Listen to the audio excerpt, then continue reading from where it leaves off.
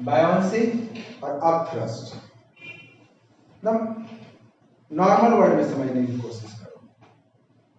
किसी भी चीज को देखोगे, अगर मान लो कि एक मग पानी है, ये पूरा मग है, इस मग में पूरा का पूरा पानी भरा हुआ है और इसको तुमको हाथ में ऐसे पकड़ना है, हवा में ऐसे, ठीक, पकड़ना और जाके घर पे ही पकड़ लेना इस तरीके से। अब पकड़ के रखे रहना, देखना कितने देर तक हम उसको रख पा रहे हैं। दूसरा क्या करना कि आपके घर में तो बकेट होगा ही, बकेट में क्या करना कि पूरे बकेट में पानी को भर देना। अब पानी भरने के बाद यहाँ पे बकेट है, बकेट पूरा पानी भर गया। अब इसके अंदर में मग डाल दिए, मग के अंदर फिर क्या भरा हुआ है, पानी, और हम इसको पकड़े हुए रहेंगे इस मग को, हाँ यहाँ पे ऐसे पकड़े हुए हैं, और एक बच्चा जो है हाथ में ऐसे पकड़े हुए है। कौन ज्यादा देर तक मग को पकड़ के रख सकता है? अच्छा छोड़िए, ज्यादा देर तक छोड़ दीजिए। कहां पे मग ज्यादा भारी होगा? यहाँ ज्यादा भारी लगेगा, यहाँ ज्यादा भारी लगेगा कि दोनों में सेम ही वजन रहेगा? दोनों में एक एक मग पानी है, यहाँ भी एक मग पानी है, यहाँ भी एक मग पानी है, तो क्या दोनों जगह सेम वजन लगेगा कि या भारी ये होगा या भारी ये होगा, ये हल्का होगा या हल्का होगा? क्या होगा बताइए तो। घर जाइएगा और आप इस चीज को देखिएगा, यहाँ पे आप देखिएगा ना कि बिल्कुल ही हल्का लगेगा, एकदम लगेगा ही नहीं कि आपके हाथ में कुछ है। आप ऐसे पकड़े रहिएगा अभी ना, पकड़े हुए क्या रहेगा, आप उंगली में ऐसे लगा दीजिएगा यहाँ पे साइड से, तो वो ऊपर में टिका हुआ रहेगा, वो नीचे नहीं जाएगा। तो यहाँ पे और ऐसे भी तुम लोग देखोगे ना, अगर एक बाल्टी में पानी, मतलब बाल्टी है, बाल्टी में मग को डुबा दो और डुबा करके भरा हुआ मग को ऊपर लाओ, जब तक मग पानी के अंदर रहेगा तब तक वो हल्का लगता है, जैसे वो पानी से बाहर आता है वो फिर भारी लगने लगता है। अब ऐसा होता क्यों है? आप इवन इसको छोड़ो ना, अभी तुम मान लो ना कि किसी स्विमिंग पूल में, हम लोग तो एक्सपीरियंस किए हैं कि मान लो ना कि स्विमिंग पूल में नहीं, ऐसे हवा में क्या है ना कि ऐसे रॉड लगा हुआ है, इस रॉड में हम क्या करना है कि हमको ऐसे लटकना है, ऐसे करके लोग लटकते हैं ऐसे अपने आप को लंबा करने के लिए हवा में। और एक बच्चा जो है यहाँ पे स्विमिंग पूल है, पूरा पानी से लबालब भरा हुआ है, और उसके अंदर वो ऐसे मतलब थोड़ा सा मुंडी बाहर करके और ऐसे लटका हुआ है। कौन ज्यादा देर तक लटक सकता है? तो देखोगे ना ये ज्यादा देर तक लटका रहेगा, और ये लटका रहेगा तो इसके हाथ में किसी तरह का कोई फोर्स लगेगा ही नहीं, इसको एकदम हल्का लगेगा, उसको लगेगा कि मेरा शरीर है ही नहीं, एकदम बिल्कुल हल्का, और यहाँ पर शरीर तो काफी भारी लगता है। तो फिर बात आती है कि पानी में ऐसा क्या चीज है कि किसी भी ऑब्जेक्ट को जब तुम पानी में डालोगे तो एकदम हल्का हो जाएगा, एकदम हल्का। पहले के जमाने में चले जाओ तो पहले के जमाने में जो उस समय ट्रांसपोर्ट नहीं था, बड़े बड़े गाड़ियां नहीं थी, ट्रक नहीं था, ट्रेन नहीं था, तो जो आदिमानव थे बड़े बड़े पेड़ को काट देते थे, और काट करके जब उनको एक जगह से दूसरे जगह ले जाना रहता था तो वो लोग नदी का सहारा लेते थे, नदी के पानी में उस पेड़ को डाल देते थे, और फिर उसमें क्या करते थे ना, पानी में उस पेड़ को खींचते थे, और पेड़ आराम से खींचाता हुआ चला जाता। तुम और एक चीज देखो, एक नाव है, पानी में डाला हुआ नाव, और उसको तुम धक्का आराम से दे सकती हो ना, लेकिन उसी नाव को उठा करके मिट्टी पर रख दो, फिर धक्का दो, दे पाओगे? नहीं। किसी भी चीज को अगर हम पानी में डालते हैं तो उसका वजन जो है हल्का हो जाता है। अब ये किस कारण से होता है, इसी को हम लोग को यहाँ पे समझना है कि आखिर पानी में कोई चीज क्या, पानी में ऐसा क्या चीज है जो उसका वजन हल्का हो जा रहा है। और आप तो घर में बताएंगे कि ये तो एक्सपीरियंस करने वाली चीज है कि घर पे जाना, पानी में मग को डालना और ऐसे पकड़ के देखना कि हल्का लग रहा है कि नहीं लग रहा है, और फिर उसको हवा में रखना, देखना कि क्या। तो हल्का लगने का एक ही रीजन है, वो है बायोन्सी, या आप उसको आप थ्रस्ट भी कर सकते हैं। किसी भी चीज को जब हम लोग पकड़ते हैं या कहीं पर गिराते हैं, जैसे ये मग है, तो मग को जब हम लोग हाथ में ऐसे पकड़े रहते हैं ना, तो इसके नीचे की तरफ एक फोर्स लगता है, और ये जो नीचे की तरफ फोर्स लगता है ये कहते हैं फोर्स ड्यू टू ग्रेविटी, अर्थ के कारण। अर्थ किसी भी चीज को कहाँ खींचता है? नीचे। और वो जितना फोर्स है वो नीचे खींचता है, उतना ही फोर्स हमारे हाथों पर लगता है, फोर्स ऑफ ग्रेविटी। अब फोर्स ऑफ ग्रेविटी होता कितना है? तो अभी थोड़ा देर पहले बताया, एक डस्टर था ना, कि डस्टर वगैरह ऐसे रखे थे तो मेरे हाथ पे कितना फोर्स लगाएगा, तो उसके लिए फॉर्मूला क्या देते? m इंटू जी। तो सेम इसका जो फोर्स होगा, फोर्स ऑफ ग्रेविटी कितना होगा, ये निकालना होगा, तो आप सिंपल सा क्या कर दीजिए, मास इंटू जी, ये फोर्स ऑफ ग्रेविटी हो जाएगा। लेकिन अगर किसी भी चीज को किसी भी फ्लूइड के अंदर डालो, फ्लूइड मतलब जो चीज फ्लो करता है, इवन हवा भी एक फ्लूइड है, पानी भी एक फ्लूइड है, तब हम पानी की बात करते हैं। तो जब किसी भी चीज को हम जब पानी में डालते हैं, तो पानी में डालने पर क्या होता है कि एक तो फोर्स उसको नीचे की तरफ लगता है, जो ग्रेविटी उसको नीचे खींचता है, इसको कहते हैं फोर्स ड्यू टू ग्रेविटी, वो नीचे की तरफ। लेकिन जो लिक्विड होता है एट ए टाइम एक फोर्स लगाता है, और वो फोर्स हमेशा किधर लगाता है? ऊपर की तरफ। और इसी फोर्स को हम लोग कहते हैं फोर्स ऑफ बायोंसी। और फोर्स ऑफ बायोंसी कहाँ काम, कैसा काम करता है? ये हमेशा ऊपर की तरफ काम करता है, या इसको आप अपथ्रस्ट भी कर सकते हैं। अपथ्रस्ट मतलब ऊपर की तरफ। एक लिक्विड या एक फ्लूइड किसी ऑब्जेक्ट पे परपेंडिकुलरली जो अपवर्ड डायरेक्शन में फोर्स लगाता है, उसी को हम लोग कहते हैं अपथ्रस्ट, या उसी को कहेंगे आप, हम लोग कह सकते हैं बायोंसी। आप देखिएगा ना, इस बॉटल को लीजिए, अभी इसको हम गिरा देंगे, गिरा ना नीचे, लेकिन इसी को तुम पानी में डुबा दें, और पानी में डुबा कर छोड़ देना, तो पानी तुरंत उसको ऊपर की तरफ फेंक देगा। ये तो एक्सपीरियंस किया होगा ना, कि इसको जब हम डुबा रहे हैं तो अचानक से ऊपर क्यों आ गया, और बहुत तेजी से ऊपर आया। तो लिक्विड जो है इसके ऊपर में फोर्स लगाता है ऊपर की तरफ, और उसी फोर्स को क्या कहते हैं? अपथ्रस्ट या फोर्स ऑफ बायोंसी।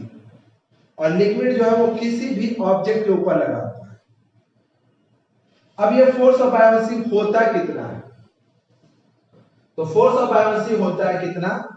तो कहा जाता है कि एक ऑब्जेक्ट को जब हम एक फ्लूइड के अंदर डालते हैं, तो जितना वेट ऑफ फ्लूइड को वो डिस्प्लेस करेगा, मतलब जितना फ्लूइड को वो डिस्प्लेस करेगा, उतना का जो वेट होगा, उतना ही फोर्स ऑफ बायोंसी होगा। मतलब ये है, आप सिंपल भाषा में ऐसे समझिए, अभी समझ में नहीं आ रहा कि हम क्या बोल रहे हैं, तो आप ऐसे समझिए कि मान लिए कि आपके पास एक 10 केजी का कोई ऑब्जेक्ट है। कितना केजी का? 10 केजी का कोई ऑब्जेक्ट है, ठीक। तो 10 केजी का ऑब्जेक्ट है, तो इसके ऊपर फोर्स ऑफ ग्रेविटी कितना लगेगा? तो हम निकालते हैं फोर्स ऑफ ग्रेविटी, तो m इंटू जी, मतलब हो गया 10 इंटू 10, जी का वैल्यू 10 ले लेते हैं, मतलब 100 न्यूटन। ये कहाँ लगा? नीचे के तरफ। अब क्या किए, हम यहां पे मान लिए कि यही और लेते हैं, इसमें एक होल किया हुआ यहां पे ऐसे, और यहां पे एक दूसरा बकेट रखा हुआ जो बिल्कुल खाली है। अब सोचो कि अगर हम किसी भी चीज को इसमें डुबाएंगे तो पानी क्या होगा? ऊपर जाएगा। जितना किसी भी ऑब्जेक्ट को, मान लो इसको उठा के पानी में डाल दिए, तो जितना लिक्विड का जगह छेकेगा उतना लिक्विड इसमें चला आएगा। तो मान लिए कि हम इसको इसमें डालें, इसमें डालें, तो जितना जगह छेका, मतलब इतने जगह का जो लिक्विड है वो कहां चला जाएगा? इसमें, ठीक। अब यहां पे लिक्विड मेजर किए तो पता चला कि इसमें 5 केजी लिक्विड है। कितना आया? 5 केजी। अब 5 केजी लिक्विड का वेट कितना होगा? तो वेट एक फोर्स होता है, यहां पे निकाल लेते हैं फोर्स, तो 5 इंटू 10 मतलब 50 न्यूटन। इसका वेट कितना होगा? 50 न्यूटन। मतलब कि जितना लिक्विड को डिस्प्लेस किया, ये ऑब्जेक्ट जितना लिक्विड को डिस्प्लेस किया, उसका जो वेट होगा, उसी वेट के बराबर इसमें फोर्स ऑफ बायोंसी लगेगा। तो अब ये जो 50 न्यूटन है, ये क्या हो गया? Force of buoyancy. मतलब फोर्स ऑफ बायोंसी इसको ऊपर की तरफ कितना लग रहा है 50 न्यूटन, फोर्स ऑफ ग्रेविटी नीचे की तरफ कितना लग रहा है 100 न्यूटन। एक फोर्स ऊपर की तरफ लग रहा है 50 न्यूटन, नीचे फोर्स लग रहा है कितना, तो रिजल्टेंट फोर्स कितना होगा, तो रिजल्टेंट बताया ना, दोनों को जोड़ देंगे, अगर इसको प्लस मानते हैं तो इसको क्या मानेंगे, तो 50 100 माइनस 50, रिजल्टेंट फोर्स कितना होगा 50, 100 में से 50 माइनस कर दें तो कितना बचेगा 50, मतलब कि लिक्विड के अंदर में इसके ऊपर फोर्स कितना आएगा 50 न्यूटन। मतलब इसका वेट अगर मान लीजिए कि हवा में अगर इसका वेट 100 न्यूटन था तो पानी में इसका वेट जो होगा 50 न्यूटन हो जाएगा, मतलब 50 न्यूटन इसका वेट जो है वो लॉस कर दिया। ठीक, समझ में आया। अब हमेशा दिमाग में रखना कि जितना लिक्विड को डिस्प्लेस करेगा उसी लिक्विड का डिस्प्लेस में जितना उसका वेट होगा उतना ही फोर्स ऑफ बायोंसी होता है। तो हम फोर्स ऑफ बायोंसी बराबर क्या लिखें, वेट ऑफ, देखो ऐसे लिखेंगे,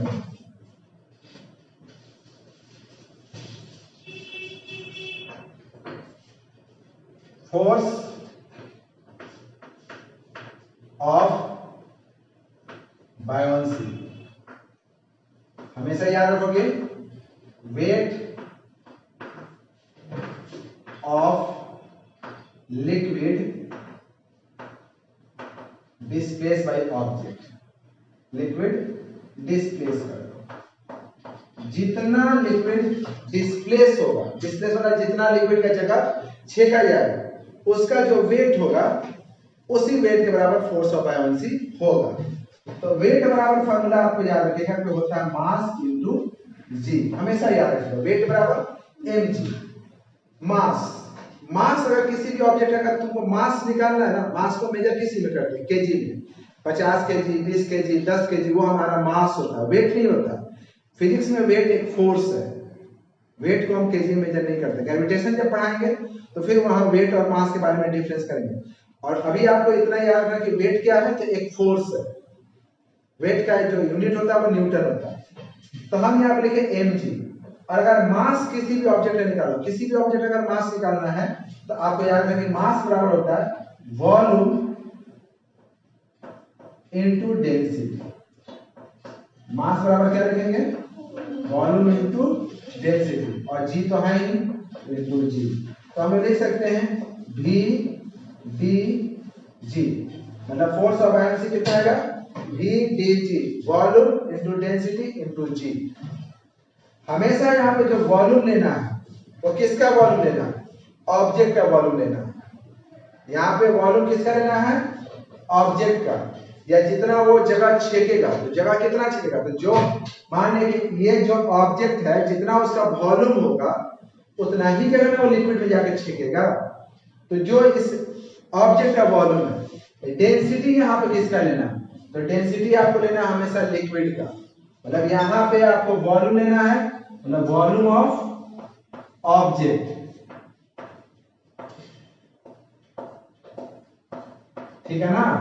और डेंसिटी किसका, तो जिसमें जिस लिक्विड में डालेंगे उसका डेंसिटी, तो डेंसिटी ऑफ लिक्विड, और जी तो आप जानते हैं कि जी का मतलब क्या है।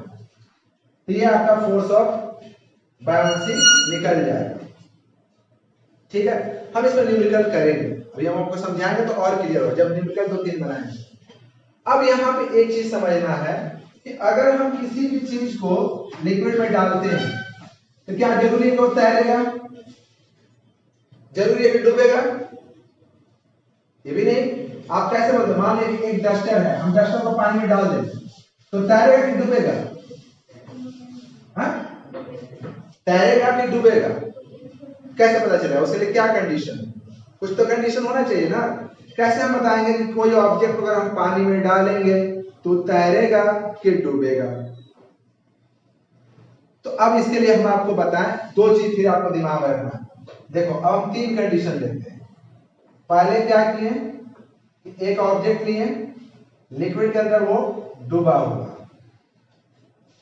किस कंडीशन में डूबा हुआ वो हम बाद में बात करेंगे। दूसरा कंडीशन में देखें कि जो ऑब्जेक्ट है पहले पूरा तरीके से डूब गया और तब डूब करके क्या हो रहा है, देखो पूरा डूबा हुआ, पानी में पूरा डूब गया और डूब करके क्या कर रहा है, तैर रहा है।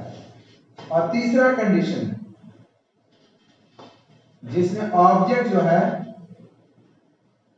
क्या कर रहा है, तैर रहा है, पानी से ऊपर है ना, तैर रहा है। क्या कंडीशन है, क्वेश्चन पूछता है in what condition the object is sink or float और sink and float, मतलब डूबेगा और तैरेगा। तो इसके लिए आपको कंडीशन एकदम सिंपल सा है, अब आसानी से याद भी हो जाएगा। हम बताएं कि किसी भी ऑब्जेक्ट को जब हम लिक्विड में डालते हैं तो उसके ऊपर में कितना फोर्स काम करता है। एक ऑब्जेक्ट को जब हम पानी में डालें तो इसमें कितना फोर्स काम कर रहा है, दो फोर्स काम कर रहा है। एक फोर्स नीचे की तरफ जिसको कहते हैं फोर्स ऑफ ग्रेविटी, और एक फोर्स ऊपर की तरफ जिसको कहते हैं फोर्स ऑफ बायोन्सी। इस पे दो फोर्स काम कर रहा है, एक force of buoyancy, force of gravity. इस पर भी हो सकता है कि एक फोर्स ऊपर काम कर रहा है, फोर्स ऑफ बायोन्सी और फोर्स ऑफ ग्रेविटी, और यहां भी वही चीज होगा कि फोर्स ऑफ बायोन्सी और फोर्स ऑफ ग्रेविटी। हम आपको force of buoyancy, force of gravity, हम एक चीज सिंपल सा ये अभी छोड़ दो।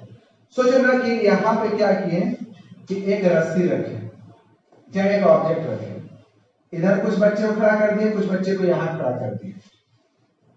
पता चला कि इधर जो बच्चा है वो 20 न्यूटन का फोर्स लगा रहा है, इधर भी जो बच्चा है वो कितना लगा रहा है, 20 न्यूटन का फोर्स लगा रहा है।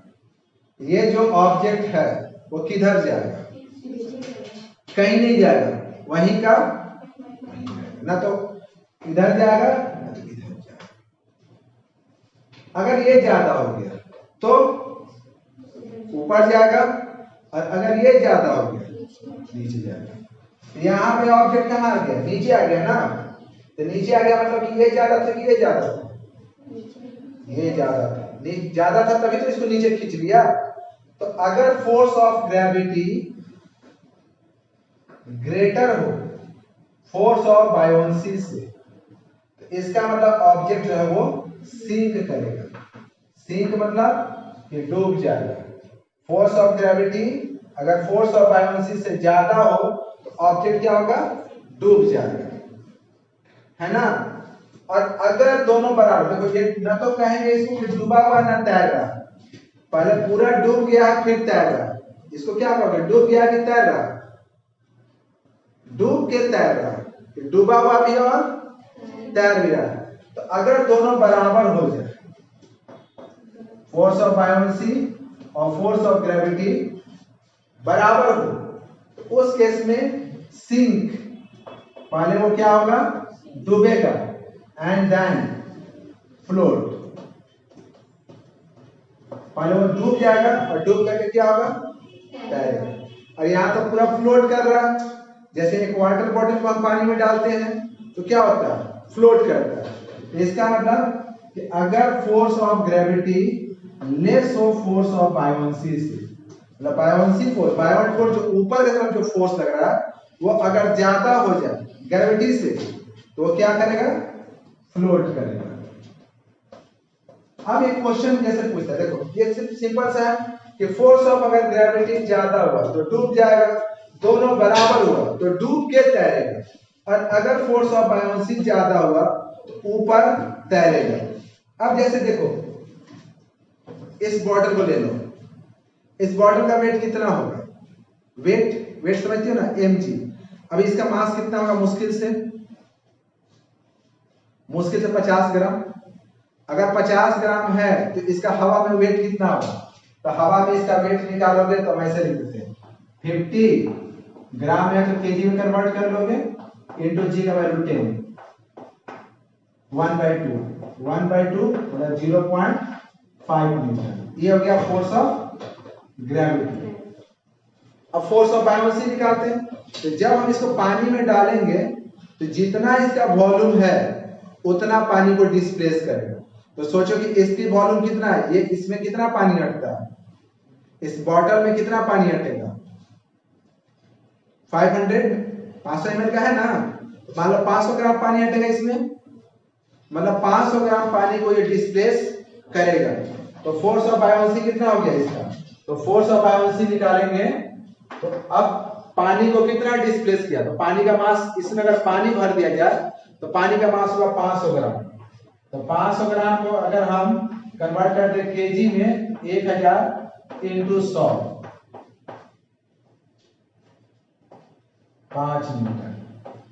कौन ज्यादा है, फोर्स ऑफ बायोंसी तो फोर्स ऑफ ग्रेविटी? बायोंसी। ये 5 न्यूटन, ये 0.5। इसीलिए आप इसको कितना भी कोशिश कीजिएगा ना पानी में डुबाने का, नहीं डूबेगा, क्योंकि पानी इसमें बहुत ज्यादा फोर्स लगाता है। समझ में आया? बड़ा बड़ा जो स्टीमर होता है, देखिए बड़ा बड़ा स्टीमर, बड़ा बड़ा जहाज समुद्र में आराम से जा करके तैरते रहता है, तो एक्चुअली में क्या होता है, उसके नीचे का जो पोर्शन होता है ना पूरा खोखला होता है और वो काफी ज्यादा पानी को डिस्प्लेस करता है। और जितना पानी को डिस्प्लेस करता है उसका वेट उस नाव के वेट से कम होता है। मतलब जितना नाव का वेट है ना उससे ज्यादा वेट होता है जितना पानी को डिस्प्लेस करता है। इसीलिए फोर्स ऑफ बायोंसी ज्यादा होता है, और जब फोर्स ऑफ बायोंसी ज्यादा है तो आराम से तैरेगा। समझे? अगर उसी तरह किसी तरीके से उसमें होल हो जाए, उसे पानी भर जाए, तो थोड़ी ना तैर पाएगा, फिर तो डूब ही जाएगा। एक आप बैलून ले लीजिए, या आप एक ट्यूब समझते हो ना, ट्यूब, हवा भरा हुआ ट्यूब, हवा भरा हुआ ट्यूब को तो उसका वजन कितना होगा? ट्यूब में अगर हवा भर दोगे तो उसका वजन कितना होगा? बहुत होगा तो 1 किलो का होगा, बहुत होगा तो, ठीक है। तो इसका मतलब अगर फोर्स ऑफ ग्रेविटी निकालोगे तो 1 को 10 से इंटू करोगे, 1 इंटू 10, हवा भरने पर उसका वजन जो होगा 1 इंटू 10, 10 न्यूटन। लेकिन उसी ट्यूब में अगर तुम पानी भर दो पूरा ट्यूब में, तो सोचो उस ट्यूब में पानी कितना हटेगा? तो कम से कम 500 लीटर या इससे कम तो नहीं हटेगा। तो 500 गुना 10, 5000 न्यूटन। तो ट्यूब पे जो फोर्स ऑफ बायोंसी लगता है वो 5000 न्यूटन का लगता है, अगर वो ट्रक का ट्यूब है तो। जबकि फोर्स ऑफ ग्रेविटी कितना लग रहा है? सिर्फ 10 न्यूटन। तो पानी में अगर लेकर कूद गए तुम नदी में ट्यूब लेकर के, तो तुम डूबोगे कभी? नहीं डूबोगे। क्यों नहीं डूबोगे? क्योंकि फोर्स ऑफ बायोंसी काफी ज्यादा होता है। देखोगे जो नया नया तैराक सब होता है ना गंगा जी में या स्विमिंग पूल में, वो ट्यूब लेकर कूद जाता है। तो ट्यूब लेकर कूदता है तो उसको फोर्स ऑफ बायोंसी ज्यादा लगता है। फोर्स ऑफ बायोंसी एक और चीज पर डिपेंड करता है, डेंसिटी। समुद्र के पानी में तैर, देखो पता है ना, जो फोर्स ऑफ बायोंसी आपको बताए होंगे कि देखो फोर्स ऑफ बायोंसी एक तो V, D और G। G तो ठीक है, फिक्स है, वॉल्यूम को हटा दीजिए जितना बढ़ाओगे। डेंसिटी, आप ये बताइए कि नदी में तैरना आसान है कि समुद्र में तैरना आसान है? तुम नदी में आराम से तैर सकते हो या समुद्र में आराम से तैर सकते हो? गेस कीजिए। हम तो गेस करने के लिए बोले, थोड़ी ना बोले कि एकदम एग्जैक्ट बता ही दो।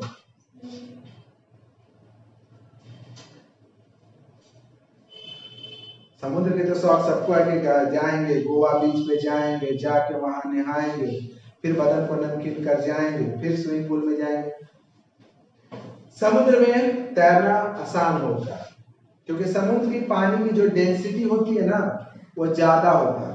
तो चूंकि समुद्र की पानी की डेंसिटी ज्यादा होता है तो इसलिए फोर्स ऑफ बायोंसी भी क्या होता है? ज्यादा होता है। तो जहां फोर्स ऑफ बायोंसी ज्यादा होगा वहां तैरना ज्यादा आसान है,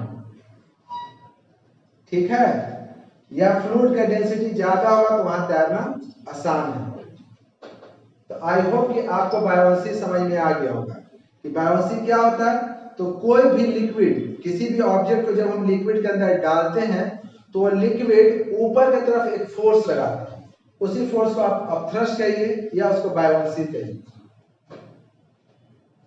बायोंसी होता कितना है? तो जितना वेट ऑफ फ्लूइड को ऑब्जेक्ट डिस्प्लेस करता है, जितना वेट ऑफ ऑब्जेक्ट को, the weight of object displace, the weight of fluid displace by object is called buoyancy.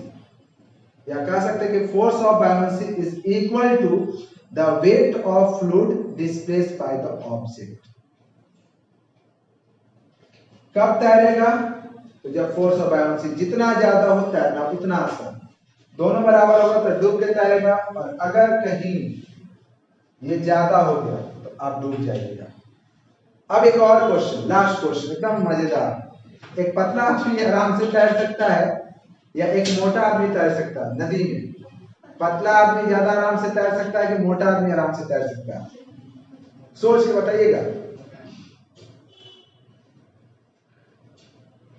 कौन ज्यादा तैर सकता है? पतला आदमी आराम से तैर सकता है या मोटा आदमी? क्वेश्चन मेरा जवाब यही होगा कि मोटा आदमी। मोटा आदमी का शरीर बहुत ज्यादा है ना, तो ज्यादा पानी का जगह छेकेगा ना, और जितना ज्यादा पानी का जगह छेकेगा उसको उतना फोर्स ऑफ बायोन्सी ज्यादा लगेगा और वो उतना आराम से तैर सकता है। वॉल्यूम जितना ज्यादा, वॉल्यूम मतलब क्या होता है? स्पेस। जो जितना ज्यादा स्पेस छेकेगा पानी में उसमें फोर्स ऑफ बायोन्सी उतना ज्यादा लगेगा और वो उतना आराम से तैर सकता है। तो ये मत सोचिएगा कि पतला आदमी है तो नदी में आराम से तैर लेगा और मोटा आदमी है तो डूब जाएगा, नहीं, उल्टा है। मोटा आदमी का शरीर अगर फूला हुआ है तो उसको फोर्स ऑफ बायोन्सी ज्यादा लगेगा और वो आराम से तैरेगा इन कंपेयर ऑफ पतला आदमी। ठीक है, कल हम लोग न्यूमेरिकल पे डिस्कस करेंगे। आप लोग इतना चैप्टर को पहले पीछे से एक बार रिवाइज कर लेते।